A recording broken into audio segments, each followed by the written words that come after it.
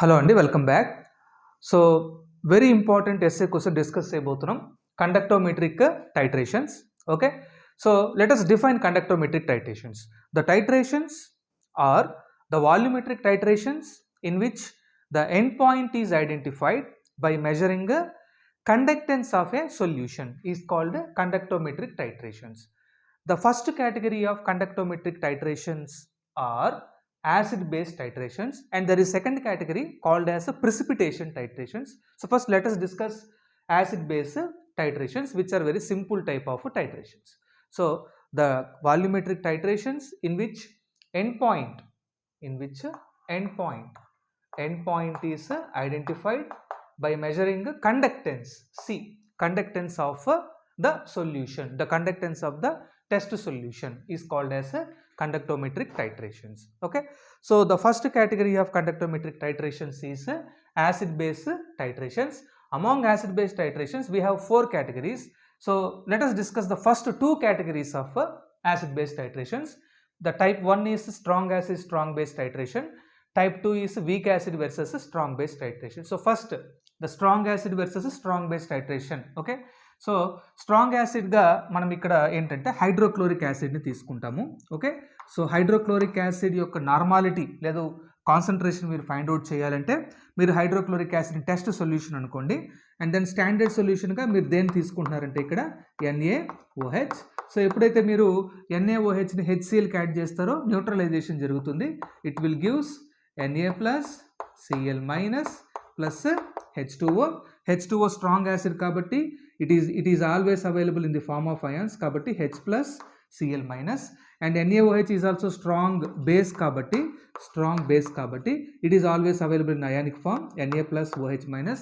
It gives Na plus Cl minus and H2O. Na plus Cl minus sodium chloride salt, and water వచ్చి ఏంటంటే ఇక్కడ అన్అయోనైజ్డ్ water. ఓకేనండి, ఇది జనరల్గా మనం చెప్పుకునే కెమికల్ రియాక్షన్. బట్ ఏంటంటే మనము HClని కండక్టివిటీ సెల్లో మనం తీసుకుంటాము. NaOHని బ్యూరిట్లోకి తీసుకోండి. తీసుకున్న తర్వాత దెన్ కండక్టివిటీ సెల్ని మీరు కండక్టివిటీ సెల్ మనము HClలో మనం డిప్ చేస్తాం. ఓకేనా, అంటే కండక్టివిటీ HClని ఒక బీకర్లో మీరు పవర్ చేసుకొని ఆ బీకర్లో కండక్టివిటీ సెల్ని మీరు డిప్ చేస్తారు.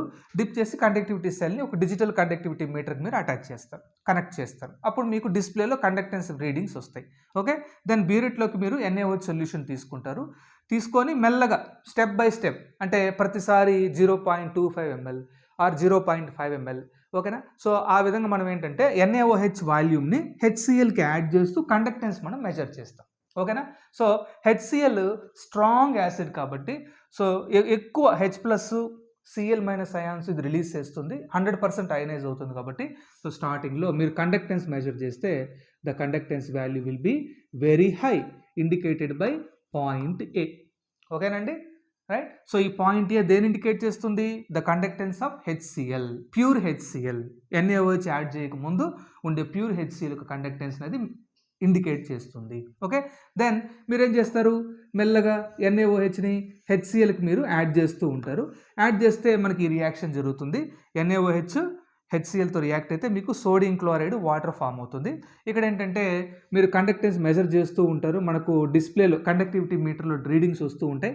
మెల్లగా స్లోగా గ్రాడ్యువల్గా కండక్టెన్స్ వాల్యూస్ తగ్గుతూ వస్తాయి. The conductivity will decreases until the point B is reached. ఓకేనా, ఒక సర్టైన్ పాయింట్ వరకు కండక్టివిటీ, ఆ సొల్యూషన్ యొక్క కండక్టివిటీ డిక్రీజ్ అవుతూ ఉంటుంది. దీనికి రీజన్ ఏంటంటే మీకు ఇక్కడ HCl యొక్క కండక్టివిటీ ఎందువల్ల హైగా ఉంటుందంటే fast moving H plus ions. ఓకేనా, ఈ H ప్లస్ అయాన్స్ ఎలా కన్వర్ట్ అయిపోతున్నాయి? H2Oగా కన్వర్ట్ అయిపోతున్నాయి. సో దెన్ H ప్లస్ ప్లేస్లో ఏ అయాన్ ఎంటర్ అవుతుంది? Na plus.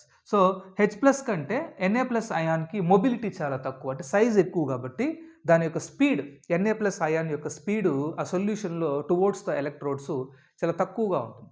సో కాబట్టి కండక్టెన్స్ కూడా ఏమవుతుందంటే మెల్లగా డిక్రీజ్ అయిపోతుంది పాయింట్ P వరకు. ఓకేనా, రైట్.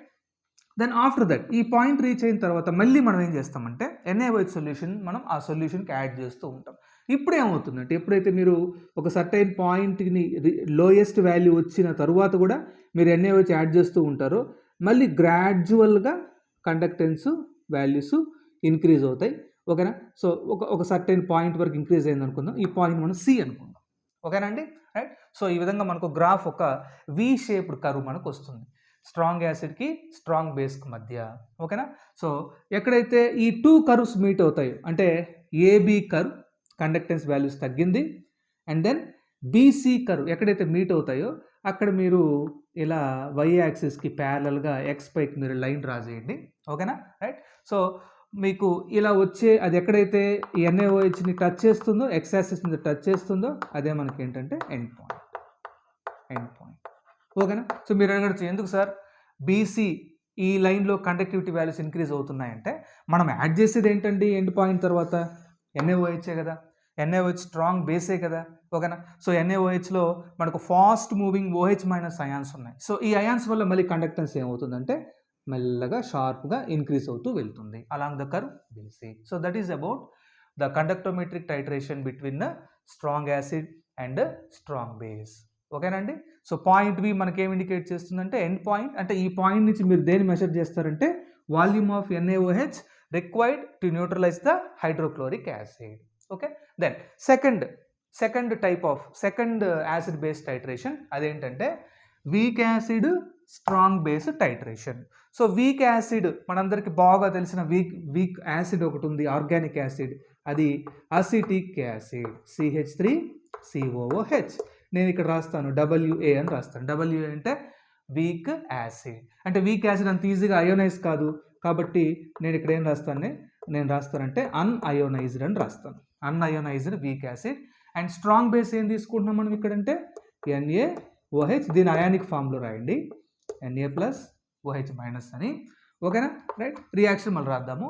సో మీరు యాజ్ యూజువల్ ప్రొసీజర్ ఏంటి, ఫస్ట్ ఒక బీకర్లో ఏ సొల్యూషన్ ఫిల్ చేయాలి, అసిటిక్ యాసిడ్ ఒక certain volume, for example 20 ml 10 ml తీసుకోండి. అండ్ దెన్ బీరుట్లోకి ఏం ఫిల్ చేస్తారు, సోడియం హైడ్రాక్సైడ్ సొల్యూషన్ మీరు ఫిల్ చేయండి. ఓకేనా. సో ఫిల్ చేసిన తర్వాత ఇది మనకు NaOH స్ట్రాంగ్ బేస్. ఓకేనండి.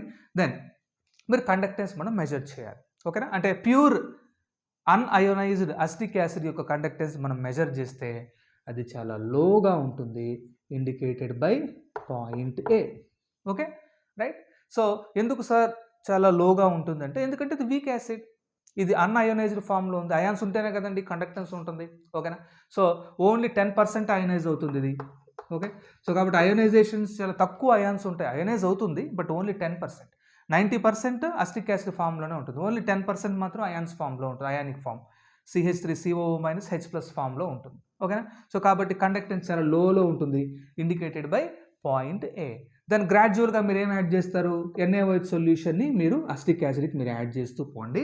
యాడ్ చేస్తే ఈ అసిటిక్ యాసిడ్తో ఈ NaOH రియాక్ట్ అయ్యి మీకు దేన్ని ప్రొడ్యూస్ చేస్తుంది అంటే సోడియం అసిటేట్ అనే సాల్ట్ని ప్రొడ్యూస్ చేస్తుంది. CH3COO- Na++ at the same time వాటర్ని కూడా ప్రొడ్యూస్ చేస్తుంది. వాటర్ వచ్చి అన్అయోనైజ్డ్ వాటర్. ఓకేనా. సో మీకు ఇక్కడ వచ్చేది ఏంటంటే ఆ కెమికల్, ఆ salt sodium acetate.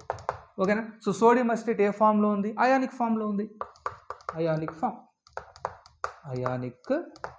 Form. So ionic ఫామ్లో అంటే ఏంటంటే ionic form CH3COO- Na+, anion ఉంది, క్యాటియాన్ ఉంది. సో కాబట్టి అయానిక్ ఫామ్లోకి మారుతుంది కాబట్టి కండక్టెన్స్ మెల్లగా గ్రాడ్యువల్గా ఇంక్రీజ్ అవుతూ పోతుంది. లో నుంచి కండక్టెన్స్ ఇలా అంటే ఉన్న H+ అయాన్స్ అని న్యూట్రల్ అయ్యేంత వరకు కండక్టెన్స్ ఇంక్రీజ్ అవుతూ పోతుంది. అంటే మనం ఒక పాయింట్ అనుకుందాం, అది పాయింట్ B వరకు కండక్టెన్స్ పెరిగింది. ఎందుకంటే అసిటిక్ యాసిడ్ కాస్త ఒక అయానిక్ ఫామ్లోకి మారుతుంది. అయానిక్ ఫామ్ ఏంటంటే సోడియం అసిటేట్. ఓకేనండి. సో ఈ పాయింట్ B రీచ్ అయిన తర్వాత మళ్ళీ మనము NaOH సొల్యూషన్ యాడ్ చేస్తూనే ఉంటాం, యాడ్ చేస్తూ కండక్టెన్స్ మనం మెజర్ చేస్తూ ఉంటాం. ఆఫ్టర్ దట్ మీకు కండక్టెన్స్ కొద్దిగా షార్ప్ ఇంక్రీజ్ అనేది ఉంటుంది. ఓకేనండి. అంటే పాయింట్ C వరకు ఇంక్రీజ్ అయింది అనుకుందాం. ఓకేనా. సో మీకు ఎందుకు సార్ మళ్ళీ షార్ప్ ఇంక్రీజ్ అయింది అంటే along the curve BC or along the line BC, దానికి రీజన్ ఏంటంటే మీరు యాడ్ చేసేది ఏంటి, పాయింట్ B తర్వాత NaOH కదా, NaOH స్ట్రాంగ్ బేస్ కదా. సో దాంట్లో ఫాస్ట్ మూవింగ్ OH- అయాన్స్ ఉంటాయి. సో కాబట్టి కండక్టెన్స్ కూడా చాలా ఫాస్ట్గా ఉంటుంది, చాలా హైగా ఇంక్రీజ్ అవుతుంది. సో ఈ విధంగా మీకు AB కర్వ్లో కండక్టెన్స్ స్లోగా ఇంక్రీజ్ అవుతుంది. దాని న్యూట్రలైజేషన్ జరిగిపోయిన తర్వాత అంటే పాయింట్ B రీచ్ అయిన తర్వాత న్యూట్రలైజేషన్ అంటే కంప్లీట్గా యాసిడ్ అంతా కూడా వాటర్గా సోడియం అసిటేట్గా కన్వర్ట్ అయిన తర్వాత మళ్ళీ మీరు NaOH యాడ్ చేస్తున్నారు. సో NaOH యాడ్ చేస్తే ఎందుకంటే ఇది స్ట్రాంగ్ బేస్ కాబట్టి కండక్టెన్స్ ఇంకా చాలా షార్ప్గా ఇంక్రీజ్ అయిపోతూ ఉంటుంది. ఎక్కడైతే మీకు AB కర్వ్ ఓకేనండి, సో అదేవిధంగా BC కర్వ్ మీట్ అవుతుందో అక్కడి నుంచి మీరు y యాక్సిస్కి ప్యారలల్గా x మీదకి మీరు ఒక డాటెడ్ లైన్ డ్రా చేయండి. సో అది ఎక్కడైతే మనకు x యాక్సిస్ని టచ్ చేస్తుందో ఆ పాయింటే ఆ వాల్యూమ్ మనకి ఏంటంటే end point. That is the volume of NaOH required to neutralise the acetic acid. ఓకేనండి, మీకు అర్థమవుతుందా? So that is about the first two categories of titrations. So those are strong acid strong base titration and weak acid strong base titration. So మీకు అర్థమైందని అనుకుంటున్నాను. ఈ concept చాలా important concept ఇది. So thank you for watching this video.